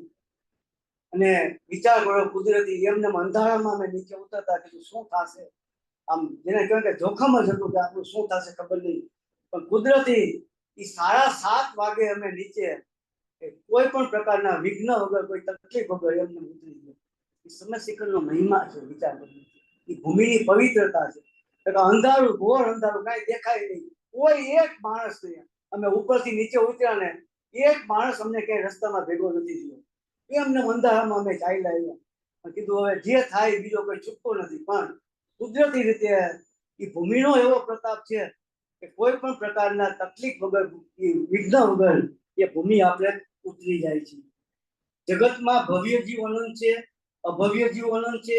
ભવ્ય જીવોમાં પણ મોક્ષે જનારા ભવ્ય જીવ અનંત છે. પણ આ સમય શિખરની જાત્રા કરનારા જીવો પણ મોટા ભાગે એવા ભવ્ય જીવ હોય, એને જ આવી સમય શિખરની જાત્રા કરવાનો લાભ મળે છે. સમય શિખરની જાત્રા કઈ રીતે કરવી? આપણે સમય શિખર જાય તો આપણને આટલો મહિમા કે આવા અનંતા તીર્થંકર ભગવાન અહીંથી આ ભૂમિ ઉપર મોક્ષ ગયા. અને અનંતા, એના કરતા અનંત ગણા મુનિઓ, તીર્થંકર કરતા અનંત ગણા મુનિઓ, તીર્થંકર ભગવાન કરતા અનંત ગણા મુનિઓ અહીંયાથી મોક્ષ ગયા. તો આ ભૂમિની કેટલી પવિત્રતા કહેવાય. તો આપણે જાત્રા કરવી હોય તો આપણે શું કરવું? તો સામાન્ય રીતે સમય શિખરની જાત્રા માટે સવારે 2:30 વાગ્યાથી 3 વાગ્યાની વચ્ચે એ પ્રસ્થાન કરવું પડે છે. કારણ કે 8 કરીને 24 કિલોમીટર છે. 8 કિલોમીટર ઉપર, 8 કિલોમીટર નીચે ઉતરતા, અને ઉપરનો વિસ્તાર 8 કિલોમીટર, એટલે 24 કિલોમીટરનો વિસ્તાર આપણે ફરવાનો હોય છે. એટલે રાતે 2:30 વાગે આપણે પ્રસ્થાન ચાલુ કરી દેવું જોઈએ. ઉઘાડા પગે અને ચામડાની કોઈ વસ્તુ પહેર્યા વિના એ જાત્રા કરવી જોઈએ. કારણ કે આ ભૂમિ છે એ પવિત્ર ભૂમિ છે. એટલે શક્ય હોય ત્યાં સુધી કદાચ પગમાં થોડીક તકલીફ પડે તો વેઠીને પણ એ ચપ્પલ કે સ્લીપર કાંઈ પણ પહેર્યા વગર ઉઘાડા પગે આપણે જાત્રા કરવાની છે. કોઈ પણ પ્રકારની ચામડાની વસ્તુ એ આપણે સાથે ન રાખી. કારણ કે એ ભૂમિ ઉપર આપણે જઈ અને ભગવાનના અર્ઘ ચડાવવાના છે, નમસ્કાર મંત્રનો જાપ કરવાનો છે. કોઈ ચામડાની વસ્તુ પણ આપણે સાથે ન લખી. શક્ય હોય ત્યાં સુધી પર્વત પર મળ મૂત્રનો ત્યાગ ન કરવો. આપણે જાતી વખતે જેટલું પાણી કે ખાવાનું કઈ ન લેવું બને ત્યાં સુધી, જેથી નીચે ઉતરી ત્યાં સુધીના સમયમાં ક્યાંય આપણે મળ મૂત્રનો ત્યાગ કરવાનો સમય આવે એવું ન બને. કારણ કે આખું સમય શિખરનું ક્ષેત્ર જેટલું પવિત્ર છે કે કોઈ જગ્યાએ આપણે મળ મૂત્રનો ત્યાગ આપણે કરવો જ ખરેખર ન જોઈએ. જાત્રાની શરૂઆતથી અંત સુધી અહીં વિચરે પંચ પરમેશ્વરી ભગવાન તથા લોકાગ્રે બિરાજમાન અનંતા સિદ્ધ ભગવંતોનું સ્મરણ કરવું. જાત્રાની આપણે શરૂઆત કરી ત્યારથી પહેલા પગથિયેથી જ આપણે, આપણી સાથે ઘણા બધા લોકો હોય, પણ કોઈ પણ પ્રકારના સંસારની વાત કર્યા વગર આપણે જાત્રા કરવા આવ્યા છીએ. અને આ શાશ્વત તીર્થંકર ભગવાનનું નિર્વાણ ક્ષેત્ર છે. સૌથી મોટામાં મોટું નિર્વાણ ક્ષેત્ર છે, શાશ્વત નિર્વાણ ક્ષેત્ર છે. એટલે આપણો સમય અહીંયા મારો કે મુંબઈ થી આપણે ઝારખંડ જાય પ્લેનમાં જાય કે ટ્રેનમાં જાય, કેટલી બધી તૈયારીઓ કરીને જતા હોય, કેટલી બધી મુશ્કેલીઓ વેઠીને જતા હોય, કેટલા બધા પૈસાનો ખર્ચ કરીને જતા હોય, તો અહીંયા ઈ જાત્રા પૂરેપૂરી ભાવથી થાય એટલા માટે આપણે પેલા પગથિયે પગ મૂકી આપણી સાથે બધા હોય કદાચ તો પણ કોઈની સાથે વાતચીત કર્યા વગર પૂરી જાત્રા કે પંચ પરમેશ્વરી ભગવાનનું સ્મરણ કે અહીંયા અનંતા સિદ્ધ ભગવંતો બિરાજે છે, અહીંયા બધા મુનિરાજ ભગવંતોએ આરાધના કરી છે, મુનિરાજોએ શાસ્ત્રની રચના કરી છે, આરાધન લીધું છે, એનું સ્મરણ મનમાં સતત એનું સ્મરણ કરતા કરતા અને પંચ પરમેશ્વરી ભગવાનના નમસ્કાર મંત્ર બોલતા બોલતા આપણે જાત્રા કરવાની. એ સિવાય સંસારના કોઈ વિચાર નહીં કે આપણી સાથે કોઈને ભલે સાથે કદાચ હોય એનો વાંધો નહીં, આપણે કોઈ બીજી સંસારની વાત નથી કરી, કારણ કે આખી જિંદગી આપણે એ કાર્ય કરતા હોય છે. અહીંયા આપણે 12 કલાક 8 કલાક 10 કલાક આપણે જાત્રા કરવા આવ્યા છીએ, આટલી પરિશ્રમ વેઠીને આવ્યા છીએ, પૈસા વેઠીને આવ્યા છીએ. એ જાત્રાનો હેતુ પૂરેપૂરો સફળ થાય એના માટે એ પહેલેથી ચડીને નીચે ઉતરે ત્યાં સુધી એ માત્ર ને માત્ર પંચ પરમેશ્વરી ભગવાનનું સ્મરણ છે, નમસ્કાર મંત્ર છે, સિદ્ધ ભગવાનનું સ્મરણ છે, મુનિરાજ આચાર્ય ઉપાધ્યાય સાધુનું સ્મરણ એ કરતા કરતા આપણે જાત્રા કરવાની હોય છે. પંચ પરમેશ્વરી ભગવાન પ્રત્યે તથા લોકાગ્રહ બિરાજમાન સિદ્ધ ભગવંતો પ્રત્યે મનમાં ખૂબ જ અહોભાવ આવે એવો પ્રયત્ન કરવો. ભાવમાં ભગવાન પ્રત્યેની જેટલી તીવ્રતા વધારે તેટલું લાભનું કારણ. જાત્રા એટલે આપણે ઉપર ચડી ગયા અને અર્ઘ ચડાવી દીધા, ચોખા ચડાવ્યા, દર્શન કર્યા અને હાયલા, બીજી ટોક ઉપર પણ દર્શન કર્યા ને હાયલા, તો કે ઈ જાત્રા આપણે નથી કરવી. આપણે એના ભાવથી કરવાની છે કે આપણે જે જાત્રા કરી છે ત્યાં અનંતા તીર્થંકર ભગવાન અહીંથી એક તીર્થંકર ભગવાનનો મહિમા કેટલો આપણે જોયો, તો એવા અનંતા તીર્થંકર ભગવાન આ ભૂમિ ઉપરથી મોક્ષે પધાર્યા છે અને અન્ય કરતા અનંતા મુનિઓ અને કેવડીઓ અહીંથી મોક્ષે પધાર્યા છે. ઈ આ ભૂમિ છે, તો એનો આપણને અંદરથી એટલો મહિમા આવે કે ભૂમિ ઉપર ચાલતા ચાલતા પણ આપણને સિદ્ધ પરમેશ્વરી ઉપરના ભગવાનનું સ્મરણ કરતા જાય, એ ભૂમિનું એટલું મહાત્મય આવતા જાય, પંચ પરમેશ્વરી ભગવાનનું સ્મરણ કરતા જાય, તો કે એ પૂરા ભાવથી, એ ભાવ સાથે એ ખાલી ઉપર પર્વત ચડી જાઓ કે ઉતરી જાઓ એટલા પૂરતું નહીં, પણ મનમાં પૂરેપૂરો ભાવ રાખીને એના પ્રત્યેની સમર્પણતા અર્પણતા રાખીને આપણે જાત્રા કરવાની છે. અને દરેક ટૂંક ઉપર ભગવાનને જે ટૂંક છે તો એમાં સૌથી પહેલા કુંતુનાથ ભગવાન, ગંધર્વ ભગવાનની ટૂંક આવે, કુંતુનાથ ભગવાનની ટૂંક આવે, તો દરેક ભગવાનના ટૂંક ઉપર ચરણ પાદુકાને સાષ્ટાંગ 3 વખત નમસ્કાર કરી, 3 પ્રદક્ષિણા કરી, ચરણ પાદુકાની રજ મસ્તક ઉપર ચડાવી, અર્ઘ ચડાવી, સ્તુતિ કરી અને શ્રમ શ્રેણીએ બિરાજતા સિદ્ધ ભગવંતોને નમસ્કાર કરવા. આટલું એક ટૂંક ઉપર આટલું આપણે કરવાનું રહે. શું કે સૌથી પહેલા આપણે જ્યાં ભગવાનની ટૂંક હોય એના ચરણ પાદુકા હોય ત્યાં ભગવાનના ચરણ પાદુકાને સાષ્ટાંગ મસ્તક નમાવી એમના ચરણોમાં આપણે 3 વખત મસ્તક નમાવી નમસ્કાર કરવા. એના પછી એ ટૂંકને 3 પ્રદક્ષિણા કરવી નમસ્કાર બોલતા બોલતા. એના પછી ચરણ પાદુકા જે છે એની આપણે રજ માથા ઉપર એના હાથની જે રજ છે એને લઈ અને આપણા મસ્તક ઉપર ચડાવવાની. પછી જે ભગવાનની ટૂંક હોય, અજીતનાથ ભગવાનની ટૂંક છે તો અજીતનાથ ભગવાનની સ્તુતિ બોલવાની, અજીતનાથ ભગવાનનો અર્ઘ બોલવાનો અને ઈ પછી આ ભૂમિ આ ટૂંક ઉપરથી અજીતનાથ ભગવાન અને ઈ સિવાય અનંતા તીર્થંકર ભગવાન અને અનંતા મુનિઓ આ ટૂંક ઉપરથી મોક્ષે ગયા અને સમશ્રેણીએ સિદ્ધ ભગવાન અનંતા સિદ્ધ ભગવાન બિરાજે છે, તો એ આપણે એનું સ્મરણ કરવાની. ટૂંક ઉપરથી અહીંયા ઉભા રહી આ સમશ્રેણી અનંતા સિદ્ધ ભગવંતો આ બિરાજે છે તો એમનું સ્મરણ કરું છું, એમના ચરણોમાં હું વંદન કરું છું, નમસ્કાર કરું. તો 2 મિનિટ સુધી ઈ સમશ્રેણી આકાશમાં જોઈ સિદ્ધ ભગવાનના સ્મરણ કરી અને ભગવાનના દર્શન આપણે કરવા. એક ટૂંક ઉપરથી આટલું કરવાનું આવે. આ ટોટલ 20 ટૂંક છે, એ સિવાય બાકીની જે ગણધરની કે બાકીના ભગવાનની ટૂંક છે, પણ મિનિમમ 20 ભગવાનની ટૂંક છે. તો અહીંયા ઈ કરી અને એક ફળ ચડાવવાનું આવે છે, અર્ઘ ચડાવી અને ફળ ચડાવવાનું. એટલે આપણે સમય શિખરની જાત્રા કરવા જાય ત્યારે આપણી સાથે બીજો કોઈ સામાન બને ત્યાં સુધી ન લઈ જાવ, કારણ કે એ વજન આપણને તકલીફ પડે. એટલે આપણી સાથે 1 કિલો બદામ કે કમળ કાંકરી, આખી બદામ અથવા તો કમળ કાંકરી કારણ કે મોટા શ્રીફળની આપણે લઈ ન જઈ શકીએ એટલું બધું, પણ બદામ છે આખી અથવા તો કમળ કાંકરી છે એ 1 કિલો 1.5 કિલો આપણે સાથે રાખવાની, અને અર્ઘ છે એ આપણે સાથે રાખવાનો, પ્લસ ભગવાનની સ્તુતિ અને અર્ઘ એની જે બુક આવતી હોય છે એ વિષય 24 ભગવાનની સ્તુતિ હોય અને 24 ભગવાનના અર્ઘ હોય, એની નાનામાં નાની બુક આપણે સાથે રાખી દરેક ટૂંક ઉપર જઈ અને ભગવાનના આપણે આ રીતે એને વંદન કરી, પ્રદક્ષિણા કરી, સ્તુતિ બોલી, અર્ઘ ચડાવી અને એ ભગવાનના ચરણોમાં છેલ્લે બદામ જે આપણે કીધી છે એમાં 4-5 બદામ હાથમાં લઈ અને ભગવાનના ચરણોમાં આપણે અજીતનાથ ભગવાનની ટોપ છે તો મનમાં આપણે સ્મરણ કરી કે અહીંયા અજીતનાથ ભગવાન સમોસનમાં અહીંયા બિરાજમાન છે, અજીતનાથ ભગવાનના ચરણોમાં હું આ ફળ ચડાવું છું. બદામ એટલે એનું ફળ આપણે એનો કલ્પના કરીને બદામ ચડાવી છીએ, પણ એ ફળ ઉત્તમમાં ઉત્તમ ફળની આપણે કલ્પના ભેગી કરી શકીએ કે હું ભગવાનને કેરી છે, નાળિયેર છે, રત્ન દેવો છે, રત્નના ફળથી એની પૂજા કરતા હોય તો આપણે એવા ઉત્તમ ફળથી ભગવાનના ચરણોમાં ફળ ચડાવી છીએ એવી આપણે ભાવના કરવી. અને સમગ્ર યાત્રા દરમિયાન સાંસારિક વાતોથી દૂર રહેવું, એટલે એક ફળ ખાસ કરીને અર્ઘ સાથે લેવો, 1 કિલો જેટલો, 1.5 કિલો જેટલી બદામ કે કમળ કાંકરી, દરેક ટૂંક ઉપર એ બદામ છે એ ફળ છે અને ફળ છે એ ભગવાનને ચડાવવામાં આવતું હોય છે.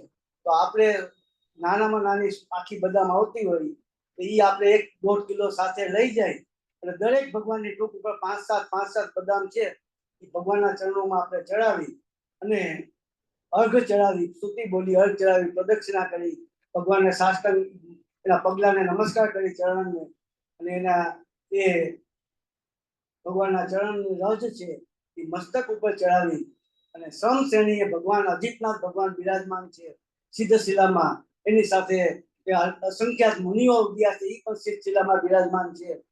તો એવી મનમાં ભાવ રાખીને ઉપર આપણે સિદ્ધ ભગવંતોને નમસ્કાર કરીએ.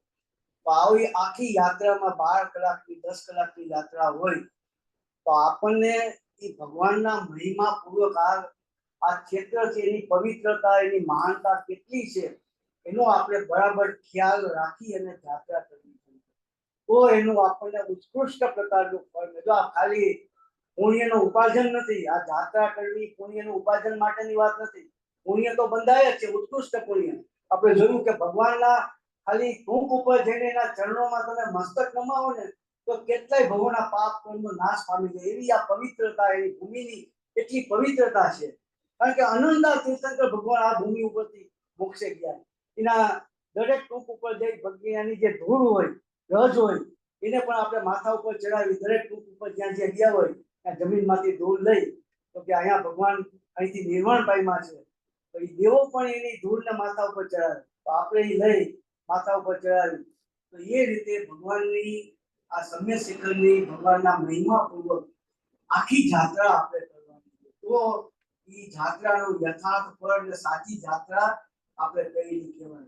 તો આ રીતે એ આખી જાત્રા પૂરી આપણે 8-10 કલાકનું ટાઈમમાં ક્યાંય સંસારની વાત ન આવે કે બીજા સંસારના વિચાર ન આવે, ક્યાંય ફોન આપણે કોઈને કરવાના ન આવે, માત્ર ને માત્ર ઉપર પગ મૂક્યો જમીન ઉપર જાતી વખતે પહેલા પગથિયે પગ મૂક્યો ત્યારથી નીચે ઉતરી ત્યાં સુધી સતતપણે ભગવાનનું સ્મરણ, સિદ્ધ ભગવાનનું, પંચપરમેશ્વરી ભગવાનનું, મુનિરાજનું એના સ્મરણ કરતા કરતા કરતા જ એની પ્રેરણા લેતા, એની ભાવના પ્રગટ કરતા મારે પણ સિદ્ધ દશા પ્રગટ કરવી છે એ સિદ્ધ ભગવાનનો મહિમા કરતા કરતા આખી જાત્રા આપણે પૂરી કરવાની છે. આ રીતે આપણે સમ્ય શિખરની જાત્રા કરી તો એ આપણી જાત્રા યથાર્થ કહેવામાં આવે છે. તમે ઘણો થઈ ગયો છે આપણે બધા પરમ કૃપાળુ તારા કામ ધન્ય અવતાર પ્રસન્નમૂર્તિ ભગવતી માતનું ધીમાની માતનું 10 લક્ષણ ધર્મનું